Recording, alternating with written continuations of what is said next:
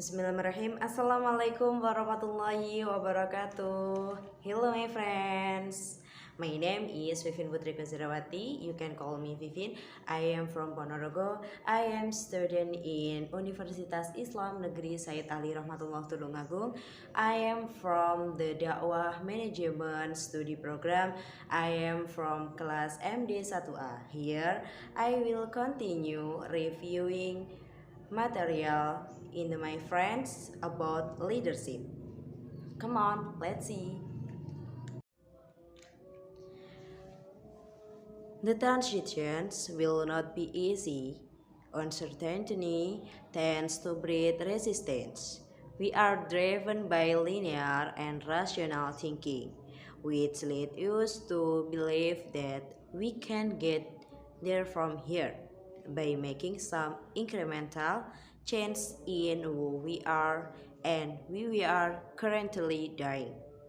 Exiting paradigms frame our perceptions and guide our thinking. Throwing away paradigms that have served us well in the past does not come easily.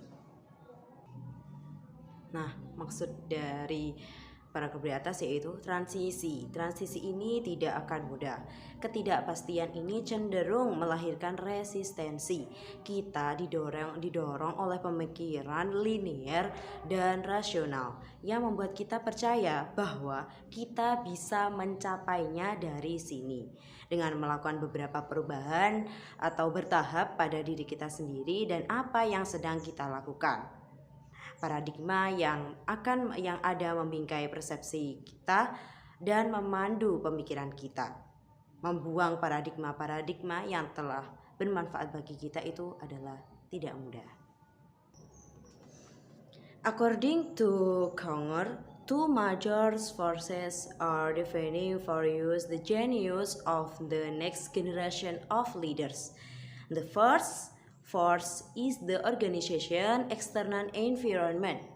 Global competitiveness is creating some unique leadership demands. The second force is the growing diversity in organization, internal environments. Diversity will significantly change the relationship between organizational members, work, and the organization in challenging, difficult, and also very positive ways. Nah, menurut Conger, di sini ada dua kekuatan besar yang menentukan kejeniusan seorang pemimpin, yaitu yang kekuatan pertama adalah lingkungan eksternal organisasi, dan yang kedua yaitu meningkatnya keberagaman dalam lingkungan internal organisasi. Nah, keberagaman akan secara signifikan merupakan atau dapat mengubah hubungan antara anggota organisasi, pekerjaan, dan organisasi dalam cara yang menantang, sulit, dan juga sangat positif. Finally, it is important to note the leadership theory, construction, and empirical inquiry are an ongoing endeavor. Will the study of traits, behavior, and contingency models of leadership provide use with a great deal of insight into leadership? The mosaic is far from complete. During the past 15 years, several new theories of leadership have emerged. Among them are leader-member exchange theory, implicit leadership theory, neo-charismatic theory, value-based theory of leadership, and visionary leadership, each of which over time will add to our bank and of knowledge about leaders and the leadership process. Akhirnya, penting untuk dicatat bahwa konstruksi teori kepemimpinan dan penyelidikan empiris ini juga merupakan upaya yang berkelanjutan.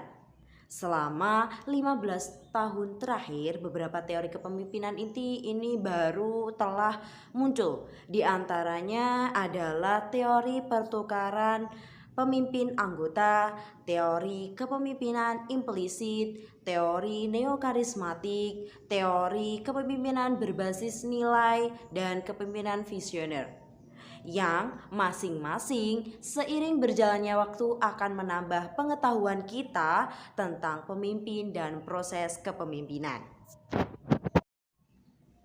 Key terms.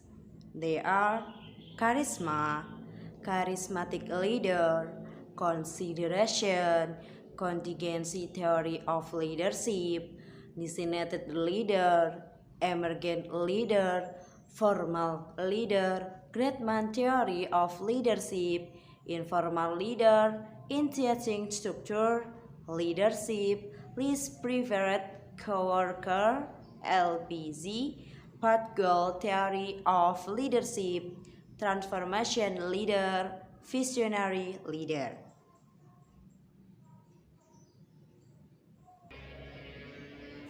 Nah, kunci-kunci dari kepemimpinan yaitu antara lain yang pertama yaitu karisma, yaitu pesona atau daya tarik seseorang untuk membangkitkan kesetiaan atau antusiasme dalam diri seorang pemimpin.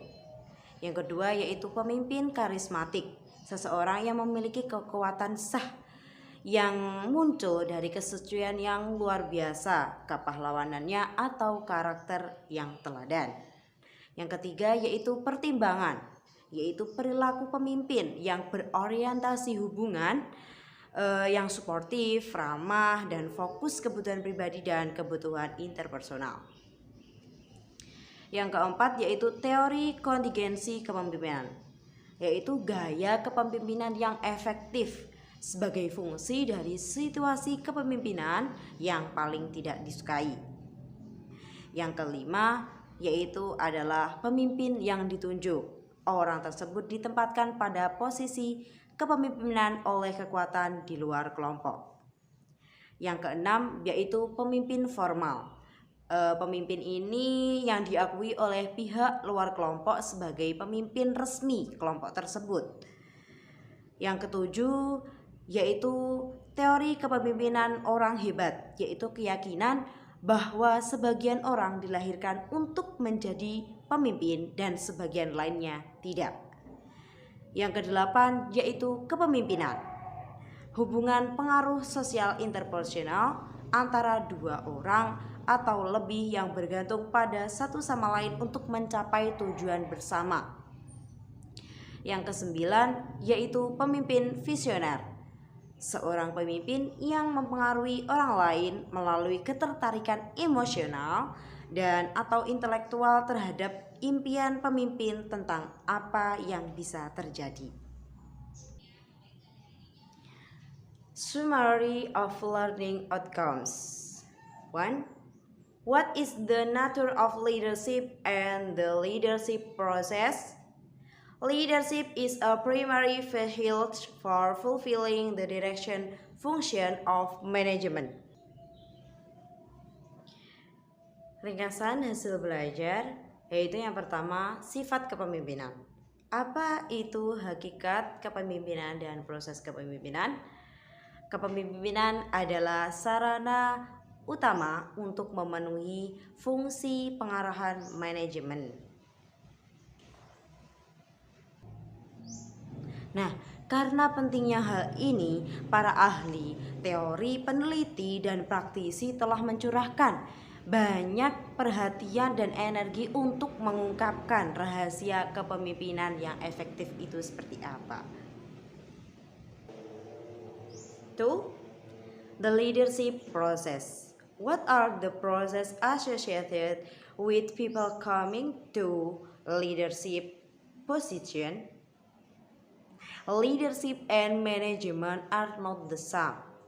Although effective leadership is a necessary part of effective management, the overall management role is much larger than leadership alone. Yang kedua yaitu proses kepemimpinan. Apa saja proses yang terkait dengan orang-orang yang menduduki posisi kepemimpinan?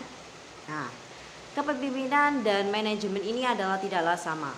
Meskipun kepemimpinan yang efektif merupakan bagian penting dari manajemen yang efektif, peran manajemen secara keseluruhan jauh lebih besar dibandingkan kepemimpinan saja.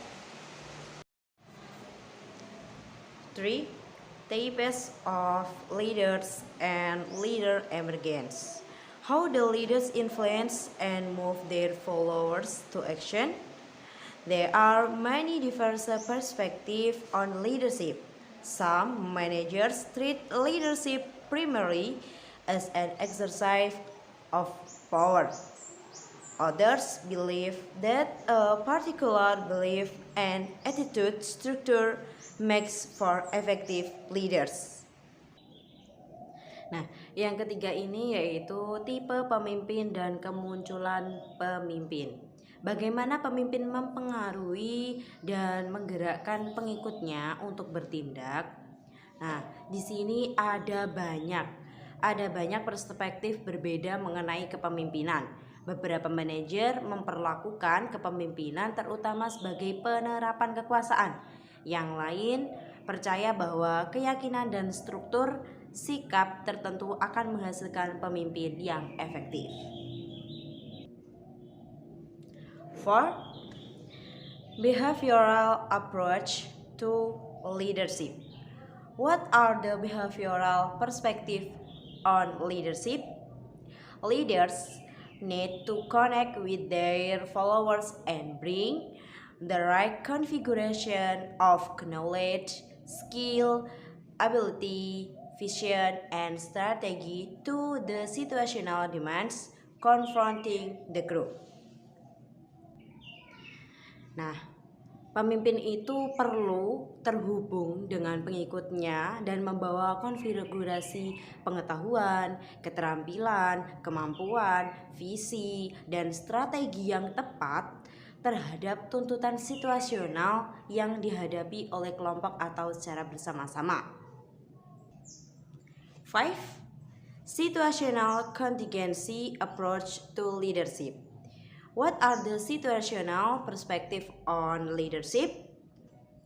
Fiedler focus on leader traits and argues that the favorableness of the leadership situation dictates the type of leadership approach need.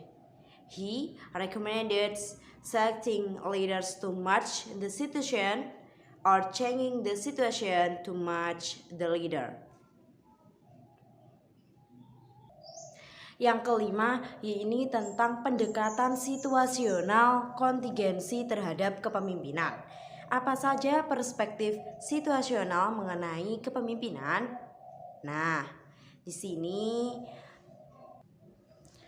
Fiedler berfokus pada sifat-sifat pemimpin dan berpendapat bahwa situasi kepemimpinan yang menguntungkan menentukan jenis pendekatan kepemimpinan yang dibutuhkan. Ia merekomendasi memilih pemimpin yang sesuai dengan situasi atau mengubah situasi agar sesuai dengan pemimpin. 6. Substitutes from a neutralizer of leadership. What does the concept of substitute for leadership mean? Such awareness allow managers to use substitutes for a neutralizer of leadership to their benefit rather than be stymied by their presences. Nah, yang keenam ini yaitu pengganti dan penetral kepemimpinan. Apa yang dimaksud dengan konsep pengganti kepemimpinan? Nah, di sini itu para pengganti atau para pemimpin yaitu mengambil atau kesadaran seperti ini memungkinkan para manajer untuk menggunakan kepemimpinan pengganti dan penetralisir demi keuntungan mereka, bukannya terhalang oleh kehadiran mereka. Jadi di sini para pemimpin itu harus mempunyai pengganti. Jikalau pemimpin pertama tidak bisa mengikuti atau tidak bisa hadir dalam rapat atau ada acara, itu ada pemimpin pengganti atau biasa yang disebut dengan wakil pemimpin atau wakil direktur, seperti itu. 7. Transformational, visionary, and charismatic leadership. What are the characteristics of transactional, transformational, and charismatic leadership? As organizations face increasing amount of change in their external environments, search for the right leader who can bring about major organizational transformation has intensified. Nah, yang ketujuh, yang kedelapan yaitu tentang kepemimpinan transformasional, visioner, dan karismatik. Apa saja ciri-ciri kepemimpinan tersebut? Ketika organisasi menghadapi semakin banyak kekacauan atau kericuan di lingkungan eksternalnya, pencarian pemimpin yang tepat yang dapat membawa transformasi besar dalam organisasi semakin intensif. Pencarian ini sekali lagi memusatkan perhatian pada serangkaian motif pengetahuan, keterampilan, dan atribut kepribadian atau kunci. Yang muncul dari pencarian ini adalah identifikasi pemimpin yang karismatik dan transformasional. And then leadership needs in the 21st century. How do different approach and styles of leadership impact what is needed now? Finally, our understanding of leadership has many shortcomings and limitations. The existing literature is largely based on observation from Western industrialist context. The extent to which our theories of leadership are bound by our culture, limiting generalization to other cultures is largely unknown. Dan yang terakhir yaitu kebutuhan kepemimpinan di abad 21. Bagaimana pendekatan dan gaya kepemimpinan yang berbeda pada kebutuhan saat ini? Nah, pemahaman kita tentang kepemimpinan mempunyai banyak kekurangan dan keterbatasan. Literatur yang ada sebagian besar didasarkan pada observasi dari konteks industri barat.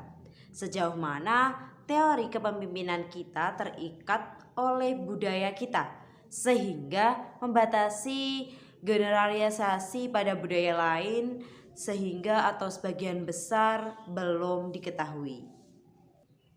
Next, chapter review questions. 1. Define leadership and distinguish between leadership and management. 2. Discuss the difference of power available to leaders and the effect associated with each. 3. What are substitutes for leadership?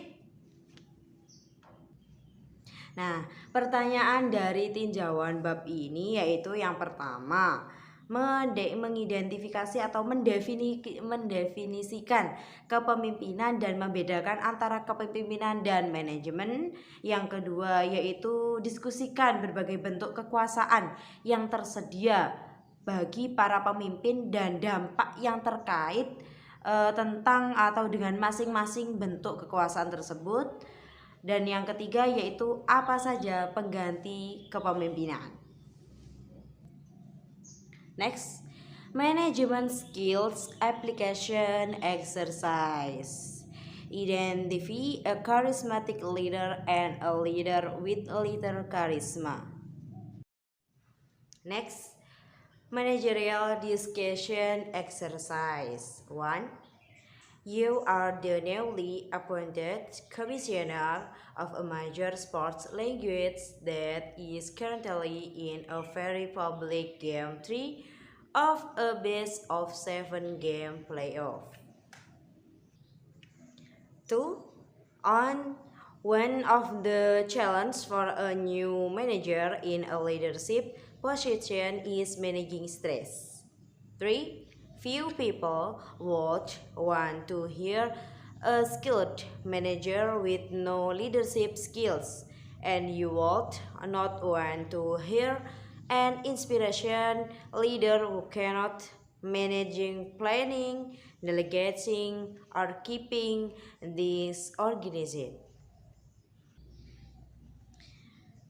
Ya, latihan keputusan manajerial. Yang pertama yaitu adalah kita komisaris yang baru diangkat dari Liga Olahraga Besar yang saat ini sedang menjalani pertandingan 3 dari 7 pertandingan playoff terbaik dari 7 pertandingan yang sangat umum. Yang kedua yaitu salah satu tantangan bagi manajer dalam posisi kepemimpinan adalah mengelola stres. Dan yang ketiga yaitu hanya sedikit orang yang ingin memperkerjakan seseorang manajer terampil tanpa keterampilan kepemimpinan. Dan kita tidak ingin memperkerjakan seorang pemimpin inspiratif yang tidak dapat mengelola perencanaan, mendelegasikan atau mengatur segala sesuatunya.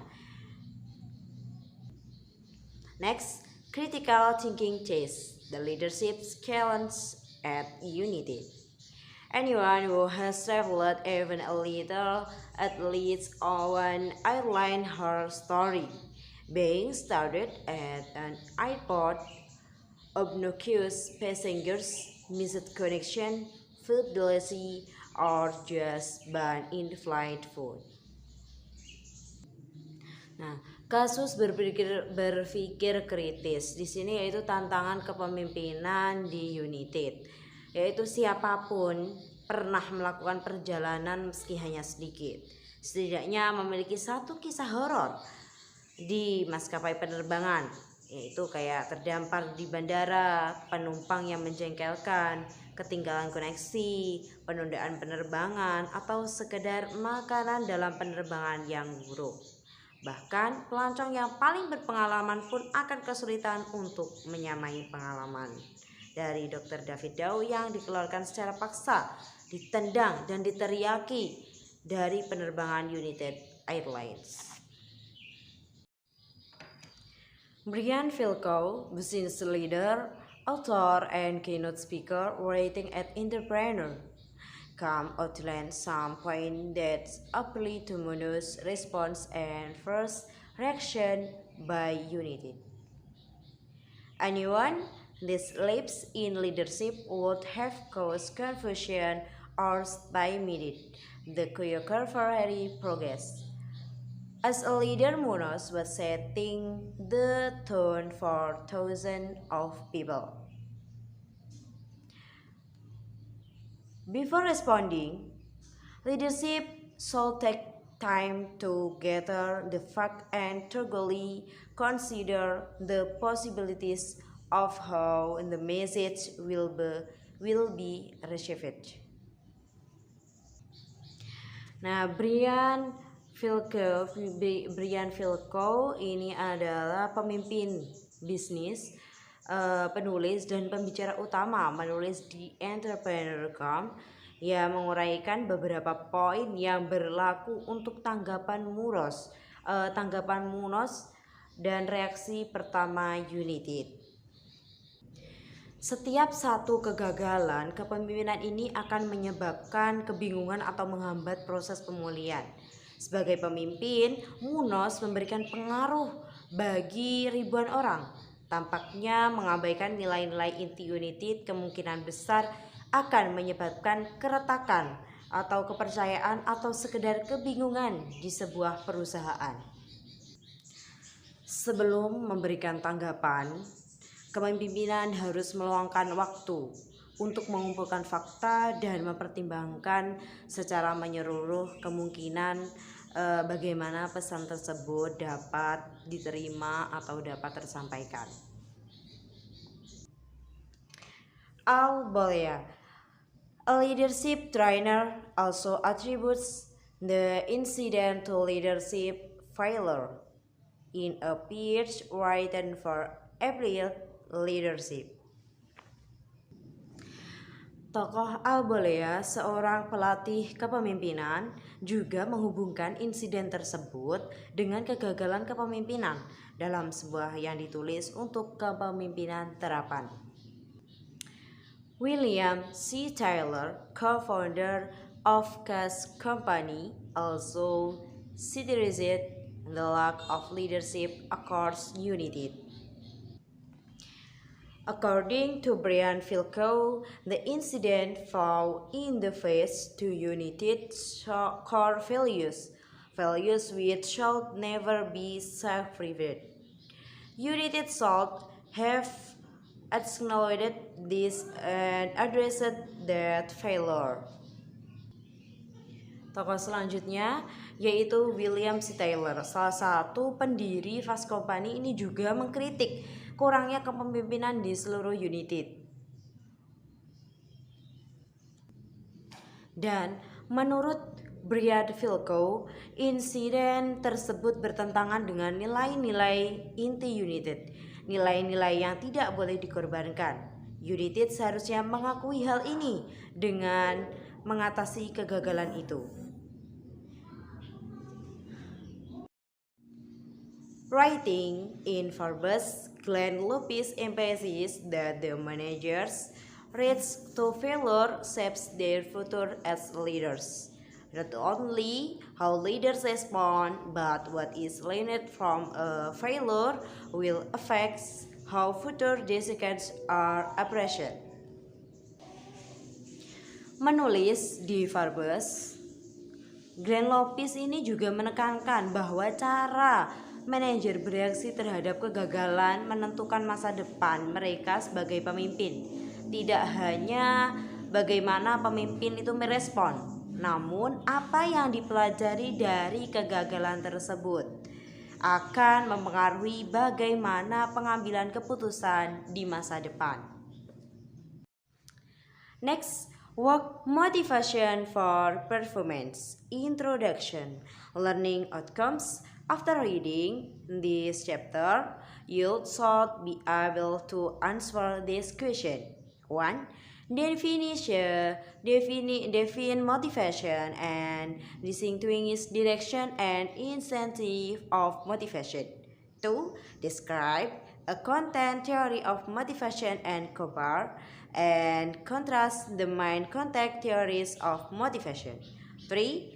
Describe the process theories of motivation and compare and contrast the main process theories of motivation. 4. Describe the modern advancement in the study of human motivation. Nah, memasuki bab selanjutnya yaitu tentang motivasi kerja untuk kinerja. Nah, setelah membahas bab ini, kita harus dapat menjawab pertanyaan-pertanyaan berikut, yaitu yang pertama, mendefinisikan motivasi dan membedakan arah dan intensitas motivasi. Yang kedua yaitu jelaskan teori isi motivasi dan bandingkan secara kontraskan teori isi utama motivasi. Yang ketiga yaitu jelaskan teori proses motivasi dan bandingkan kontraskan teori proses utama motivasi. Yang keempat yaitu jelaskan kemajuan modern dalam studi motivasi manusia. Question: are brigade motivational problem intrinsic or extrinsic? Which of her needs are currently not being met? What step should she and her manager take to improve her motivation and ultimately her performance? Nah, pertanyaan dari materi di atas yaitu apakah masalah motivasi Bridget bersifat intrinsik atau ekstrinsik? Kebutuhan manakah yang saat ini belum terpenuhi?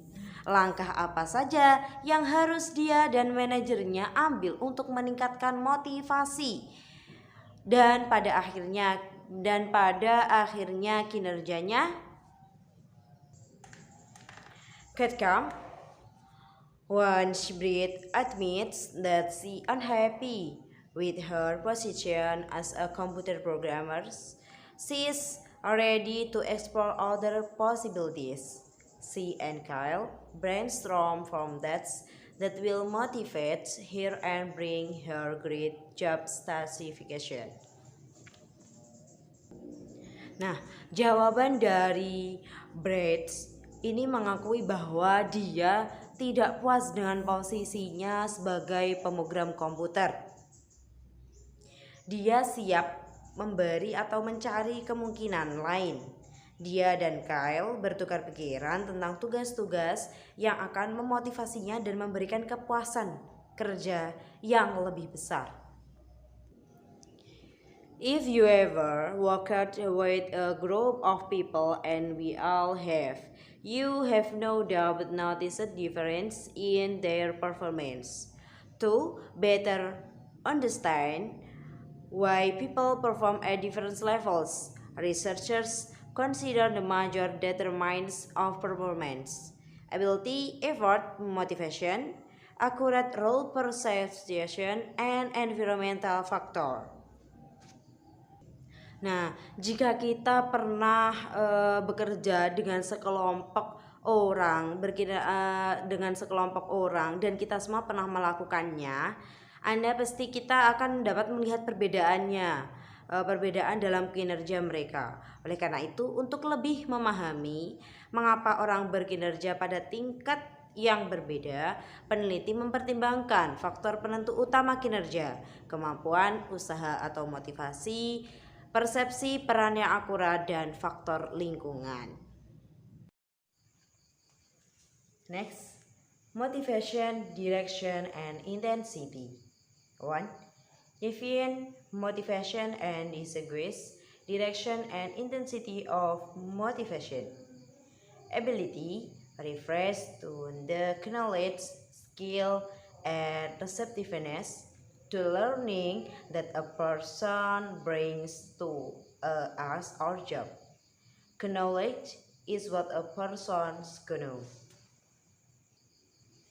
Nah, motivasi, arah, dan intensitas. Yang pertama yaitu mendefinisikan motivasi dan membedakan arah dan intensitas motivasi.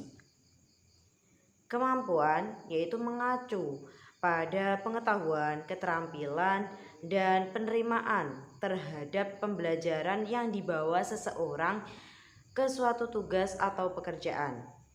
Pengetahuan adalah apa yang diketahui oleh seseorang. Accurate role perceptions refer to how well an individual understands their organizational role. This includes the goals, outcomes the person is expected to achieve, and the process by which the goals will be achieved.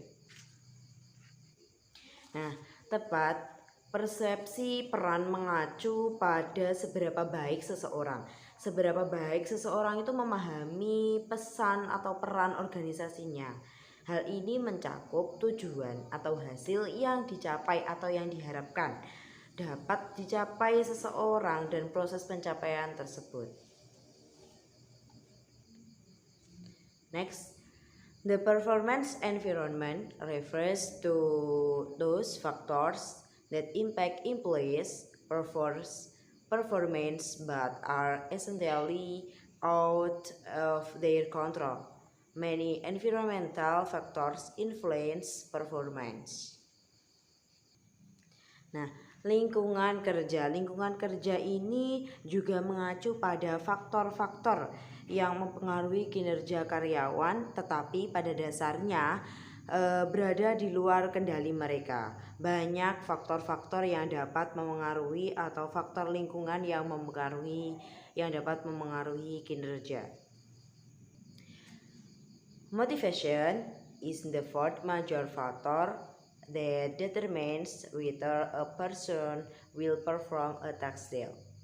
Motivation is a force within or outside of the body that energizes, directs, and sustains human behavior. Nah, motivasi merupakan faktor utama yang keempat yang dapat menentukan apakah seseorang ini akan melaksanakan suatu organisasi dengan baik.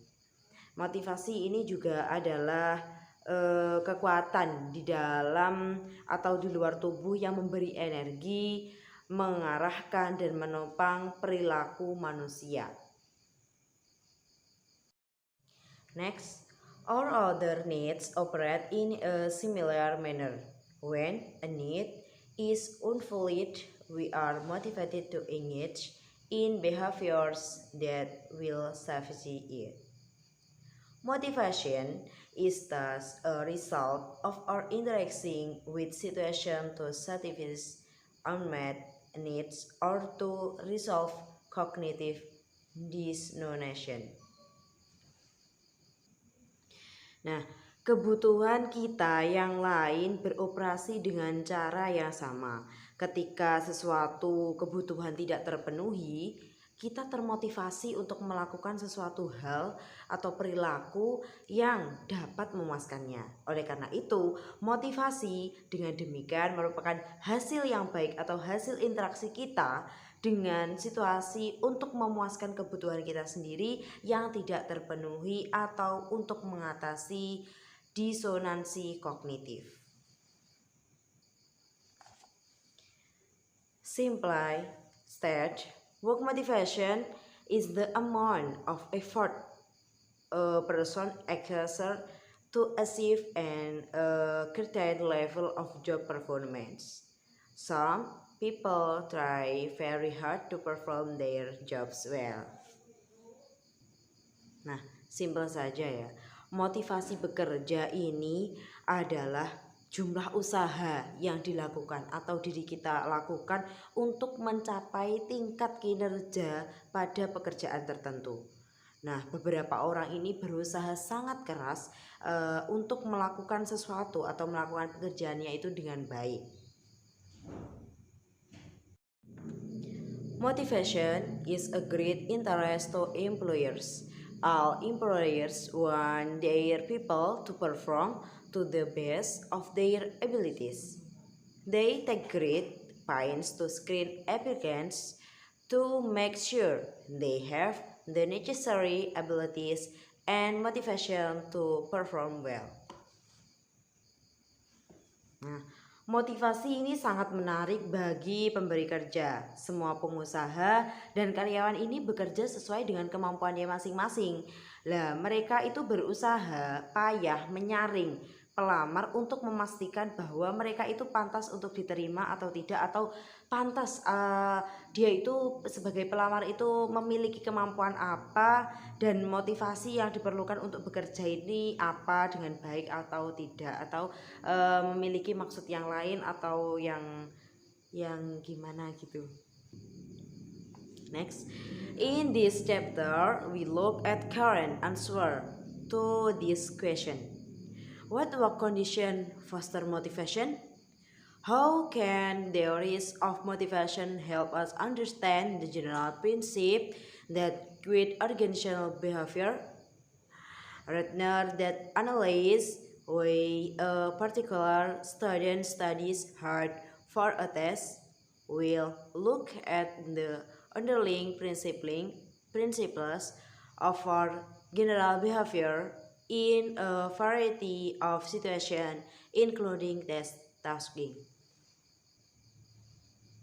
Nah, dalam bab ini kita melihat bahwa jawaban terkini atas pertanyaan yang di atas, yaitu kondisi kerja apa yang menumbuhkan motivasi, bagaimana teori motivasi dapat membantu kita memahami prinsip-prinsip umum yang memadu perilaku organisasi, daripada menganalisis mengapa siswa tersebut tertentu belajar keras untuk menghadapi ujian.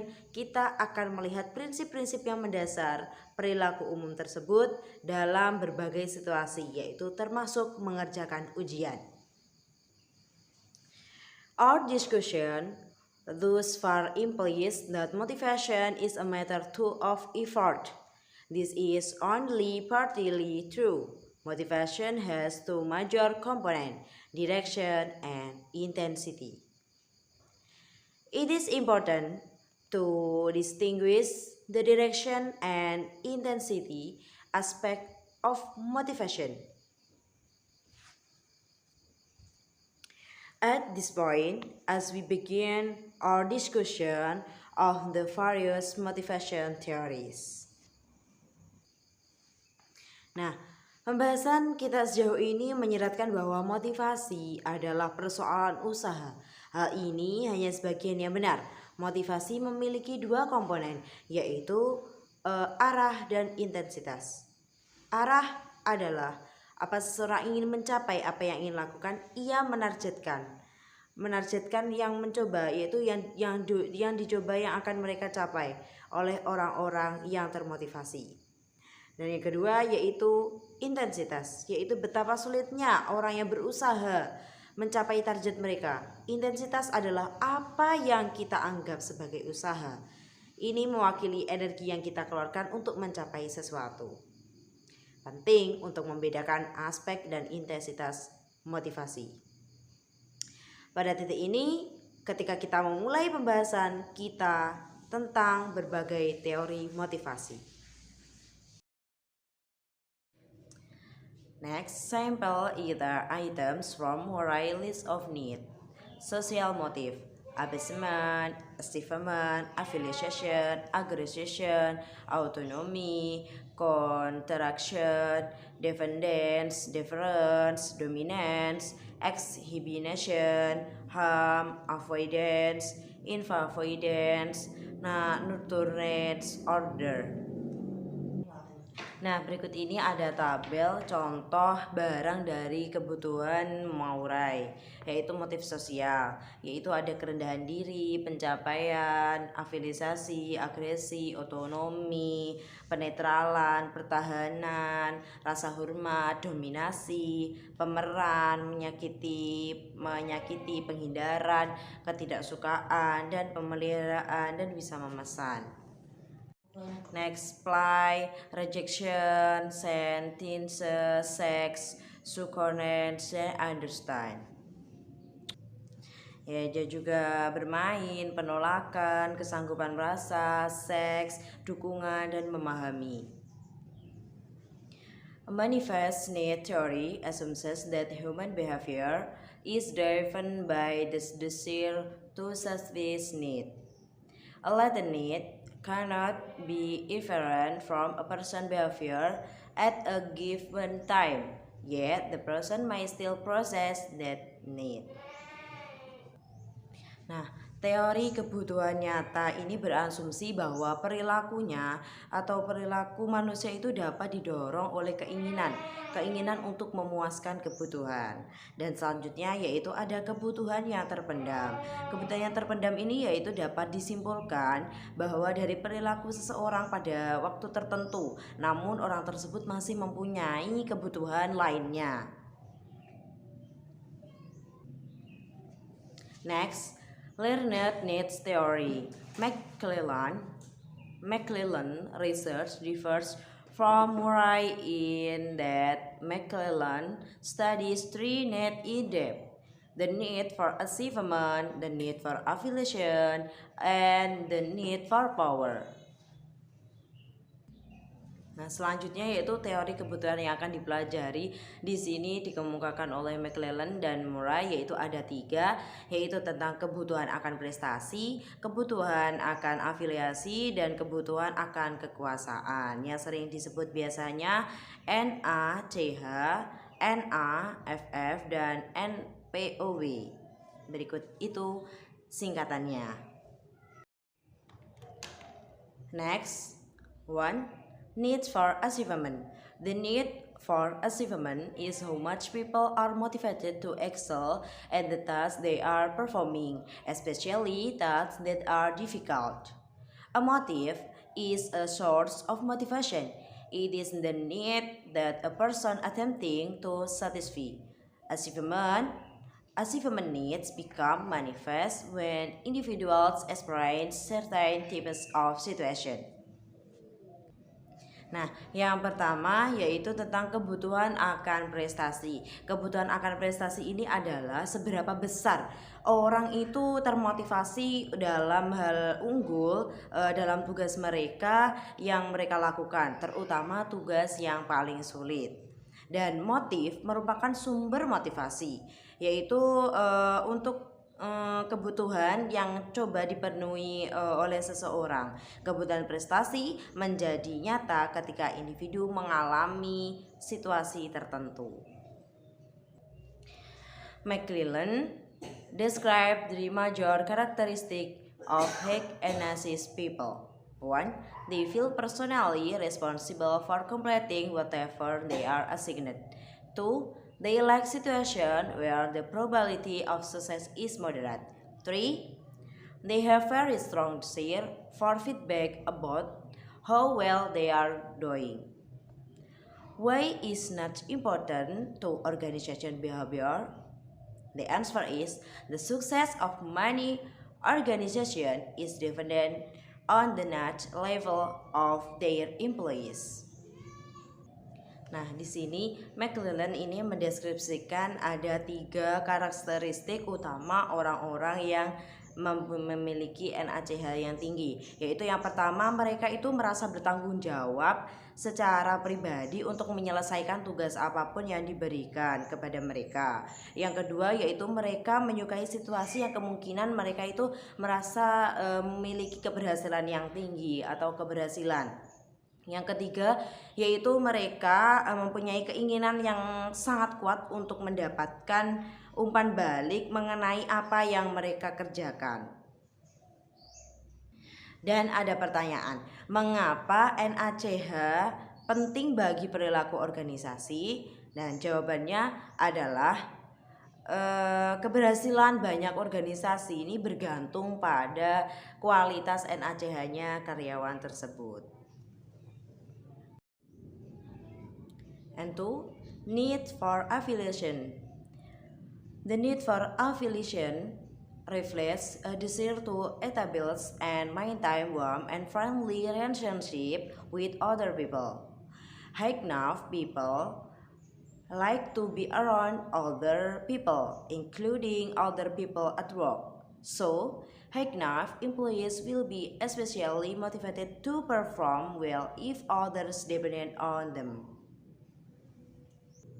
Nah, yang kedua ini adalah kebutuhan akan afiliasi. Kebutuhan akan afiliasi atau yang disebut dengan NAF ini adalah mencerminkan keinginan untuk mempunyai atau menjalin dan memelihara hubungan antara sahabat dengan temannya, yaitu dengan secara hangat. Dan orang-orang yang bernaf memiliki naf yang tinggi ini suka berada di dekat orang lain, termasuk orang lain di tempat kerja atau yang lainnya. Hasilnya mereka bekerja lebih baik dengan pekerjaan yang membutuhkan kerjasama tim.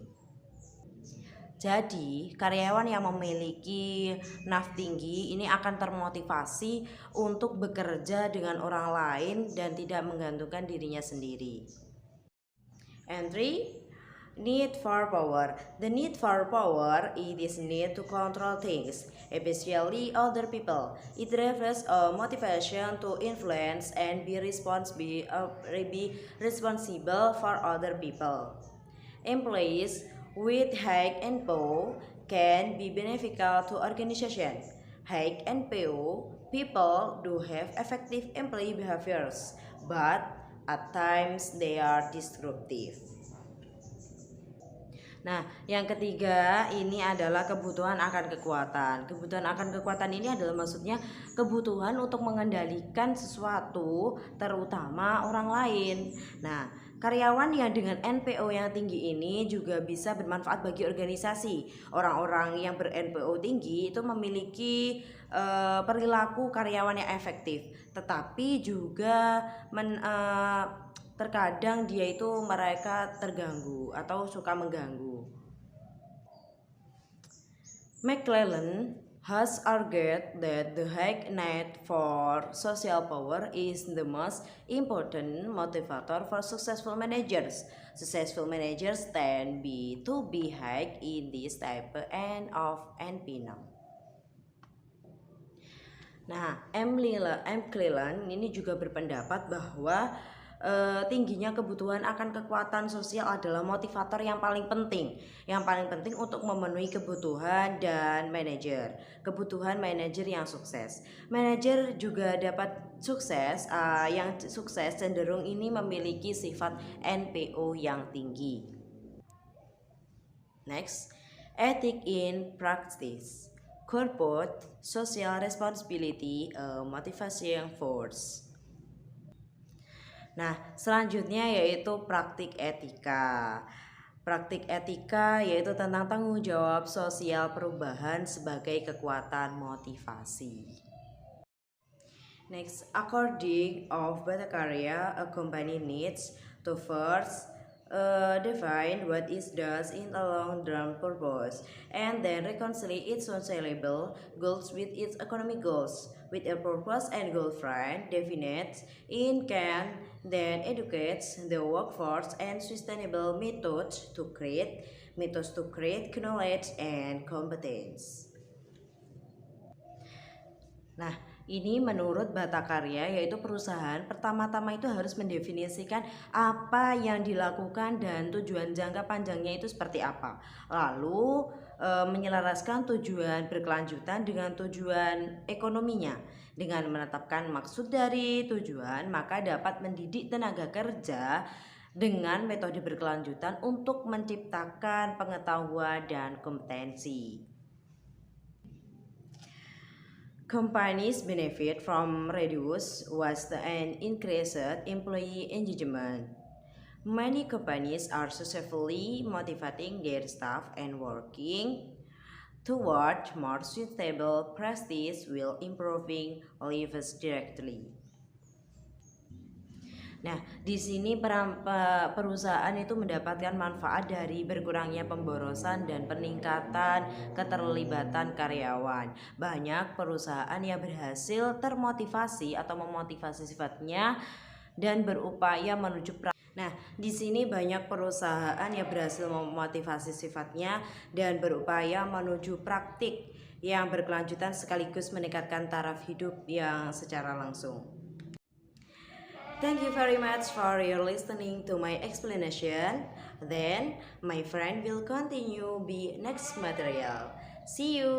Thank you very much. Wassalamualaikum warahmatullahi wabarakatuh.